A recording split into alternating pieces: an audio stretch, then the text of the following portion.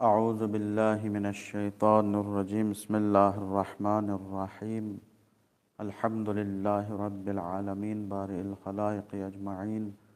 فاطر السماوات والارضین وصلی اللہ علی سیدنا محمد وآلہ الطاہرین اللہم صل علی محمد نماز گزاران عزیز، شکر ہے پروردگار عالم کا کہ ہمیں اتنی توفیق اس کی جانب سے نصیب ہوئی کہ دسترخوان نہج البلاغہ پر بیٹھ کر روحانی اور معنوی غذا حاصل کرنے کی کوشش جاری و ساری ہے۔ نہج البلاغہ کے خطبہ نمبر 4 کے ذیل میں ہم نے مولا کائنات کے اس جملے کی طرف اشارہ کیا تھا جس میں آپ نے قلب مطمئن کی پہچان بتائی تھی کہ مطمئن دل وہی ہوتا ہے جو خوف خدا سے سرشار ہوتا ہے، جس دل میں خدا کا خوف بسا ہوا ہوتا ہے۔ اور یہ بھی اشارہ کرنے کی کوشش کیا تھا مولا کائنات کے الفاظ کے ذیل میں کہ مولا کے مقابل میں آنے والوں کے بارے میں آپ نے بیان کیا تھا کہ مجھے پہلے ہی سے تمہاری غداری کا علم تھا۔ تو سوال یہ ہے کہ جب مولا کائنات کو مخالفت کا اور ان کی غداری کا، ان کے فریب دینے کا علم تھا تو پھر مولا خاموش کیوں رہے؟ تو اس کا ایک مختصر جواب یہ دیا تھا کہ مولا کائنات حقیقتاً خاموش اس لیے رہے کہ پیغمبر کی سنت تھی کہ جس طریقے سے پیغمبر اسلام نے ہزاروں سینکڑوں پتھر کھانے کے باوجود کسی کو جواب میں پتھر نہیں پھینکا، خاموش رہے۔ وہ دن بھی آیا کہ پیغمبر اسلام کا کلمہ لوگ پڑھنے لگے اور پیغمبر اسلام کو ایک بہت بڑی فتح حاصل ہوئی، تو مولا کائنات بھی خاموش رہے۔ دوسری وجہ خود مولا بیان کر رہے ہیں کہ معلوم ہوتے ہوئے بھی میں نے خاموشی کیوں اختیار کی، تو آج یہاں سے گفتگو کا آغاز ہے۔ امام بیان کرتے ہیں حتی سترنی عنکم جلباب الدین وبصرنیکم صدق النیہ، میں اس لیے خاموش تھا کہ تمہارے دینداری کی چادر حائل ہو گئی تھی۔ بعض وقت کیا ہے، بعض لوگ مومنین کی نگاہوں میں، لوگوں کی نگاہوں میں، عوام الناس کی نگاہوں میں ایک دیندار کی حیثیت سے پہچانے جاتے ہیں۔ جب تک ان کا فسق و فجور ظاہر نہیں ہوتا تب تک اگر ہم یہ کہیں کہ یہ بری حرکت کرنے والا ہے، یہ خراب کام کرنے والا ہے، تو لوگوں کو جلدی سے یقین نہیں ہوتا، ایک تہمت اور الزام کا سبب بنتا ہے۔ اگر مولا پہلے ہی کہہ دیتے کہ یہ مقابل میں آنے والے فلاں فلاں ایسے افراد ہیں تو لوگ کہتے تھے کہ یہ کیسے ممکن ہے، انہوں نے تو رسول کے ساتھ جنگوں میں اپنی جان ہتھیلی میں رکھ کر جہاد کیا ہے، انہوں نے اسلام کی خاطر ہمیشہ اپنی تلوار کو ننگی رکھا ہے تاکہ دشمن پر وار کیا جائے، یہ کیسے ممکن ہے کہ رسول کے بعد خود علی کے دفاع میں انہوں نے آواز بلند کی ہے۔ لہٰذا جلدی لوگوں کو یقین نہ ہوتا، ایک فتنے کا سبب بن جاتا۔ تو امام فتنوں کو ختم کرنے کے لیے آتا ہے، فتنوں کی آگ بھڑکانے کے لیے نہیں آتا۔ تو امام کا کام یہی ہے کہ وہ زیادہ سے زیادہ فتنے ختم کر دیں۔ تو مولا کائنات خاموش تھے، وقت کا انتظار کر رہے تھے،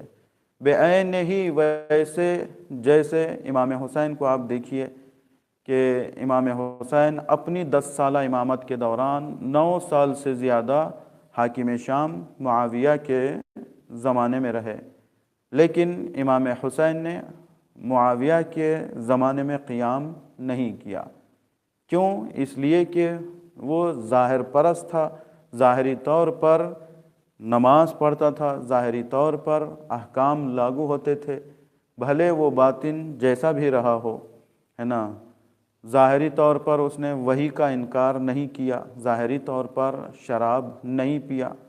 لیکن اس کا بیٹا جیسے ہی تخت خلافت پر آیا تو اس نے علی الاعلان وحی کا انکار کیا یعنی اس کے فسق کو ظاہر کر دیا، تو پھر امام کے اوپر واجب ہو گیا کہ امام قیام کریں، ہے نا۔ یعنی اخلاق کردار تقریباً ویسے ہی تھے حاکم شام کے بھی، لیکن اس نے اپنے ظاہر کو بچایا ہوا تھا، تو جلدی لوگوں کو مطمئن نہیں کیا جا سکتا ان کے بارے میں، لہٰذا امام وقت کا انتظار کرتے رہے، موقع کی تلاش کرتے رہے۔ جیسے ہی اس کا فسق و فجور ظاہر ہوا تو امام نے بھی قیام کیا۔ تو مولا کائنات کو بھی معلوم تھا، کل جیسا کہ ہم نے اشارہ کیا تھا کہ خود مولا فرماتے ہیں کہ میری تلوار بھی چلتی ہے تو کم از کم 70 نسلوں کو دیکھ کر تلوار چلتی ہے۔ تو پھر مخالفت کرنے والے اور بغاوت کرنے والے جو مقابل میں آئے تھے تو ان کے بارے میں علم تھا، لیکن امام اسے ظاہر نہیں کر سکے۔ تو امام اس کی علت یہی بیان کر رہے ہیں کہ تمہاری دینداری کی چادر حائل ہو گئی تھی، رکاوٹ بن گئی تھی، لہٰذا میں اتنے دن خاموش تھا، لیکن اب تمہاری نیت میرے لیے واضح ہو گئی ہے اور تمہارا کردار میرے لیے آئینے کی طرح آشکار ہو چکا ہے۔ اچھا، پھر آگے بڑھ کر امام بیان کر رہے ہیں کہ اقمت لکم علی سنن الحق فی جواد المضلہ، اور یاد رکھو تم کس کے مقابلے میں کھڑے ہو رہے ہو، کس کی مخالفت کر رہے ہو، اس علی کے کہ جس نے تمہارے لیے گمراہی کی منزلوں میں حق کے راستوں پر قیام کیا ہے۔ یعنی تم لوگ گمراہ تھے، بھٹکے ہوئے تھے، رہبر کی تمہیں تلاش تھی، تو میں حق کا چراغ بن کر کھڑا ہوا۔ تم لوگ، ایک عجیب اصطلاح یہاں پر مولا کائنات نے استعمال کیا ہے، اس کی طرف اشارہ کریں گے کہ اگر ہم دوسرے الفاظ میں کہیں تو بات یہ ہوگی کہ اگر تمہیں حق کی تلاش ہے تو رسول کے بعد مجھے چھوڑ کر کہیں بھی جاؤ گے تمہیں حق ملنے والا نہیں ہے۔ چنانچہ مولا کائنات کے بارے میں پیغمبر اسلام نے اپنی حیات بابرکت میں جناب عمار یاسر سے کہا تھا، جو وفادار صحابی اور ساتھی تھے، کہا تھا کہ اے عمار، میرے بعد اگر تم دیکھنا کہ پوری دنیا ایک طرف جا رہی ہے اور میرا جانشین علی ایک طرف جا رہا ہے تو تم دنیا کی اکثریت کو نہ دیکھنا، جدھر علی ہے ادھر چلے جانا،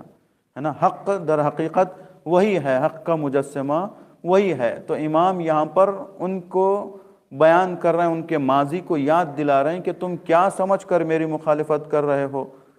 ہے نا۔ تمہیں حق کی تلاش تھی تو حق کا چراغ اور حق کا رہنما میں ہی تھا تمہارے لیے۔ پھر امام بیان کرتے ہیں وَحَيْثُ تَلْتَقُونَ وَلَا دلیل، تم لوگ آپس میں ایک دوسرے سے ملاقات کرتے تھے اس حالت میں کہ تمہارا کوئی رہنما نہیں تھا۔ یہاں پر دلیل سے مراد ان کی رہنمائی کرنے والا، صحیح۔ تو تم میرے مقابلے میں کھڑے ہوئے ہو، یاد کرو اس وقت کو کہ جب تم رہبر کی تلاش میں تھے، رہنما کی تلاش میں تھے،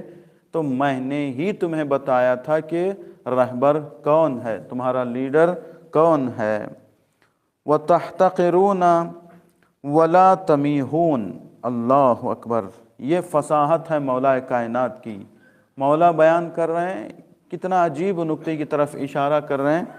مولا کہ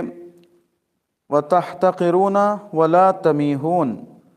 تم پیاس بجھانے کے لیے کنویں کھودتے تھے لیکن تمہیں پانی میسر نہیں ہوتا تھا، پانی نصیب نہیں ہوتا تھا۔ یعنی کیا مطلب؟ ایسا نہیں کہ زمین کھود رہے تھے تو پانی نہیں ملتا تھا، ایسا نہیں تھا، بلکہ امام یہاں پر بیان کر رہے ہیں تم اپنی گمراہی کو دور کرنے کے لیے ہدایت کی پیاس میں نکلے تھے تو تمہیں پیاس بجھانے کے لیے ہادی نہیں مل رہا تھا، ہے نا۔ یہ ایک کنایے کے طور پر مولا استعمال کر رہے ہیں کہ تم لوگ کنواں کھودتے تھے، یعنی رہبر کے پیاسے تھے تمہیں، لیکن رہبر نہیں مل رہا تھا جب تک کہ تم میرے پاس نہیں آ گئے اور میری حقیقت کا پتہ تمہیں نہیں چلا۔ اس کے باوجود بھی وہ مخالفت کر رہے ہیں، تو واقعاً یہ قیامت تک کے لیے ایک سوالیہ نشان ہے کہ جو علی اتنا قیام انہوں نے کیا تھا حق کو برپا کرنے کے لیے، لوگوں کے سامنے حق کو ظاہر کیا، پھر بھی مولا کائنات کی مخالفت کی گئی۔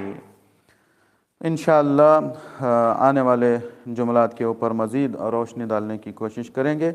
خدا کی بارگاہ میں دعا کرتے ہیں خداوند عالم ہم سب کو اہل بیت علیہم السلام کے معارف سمجھنے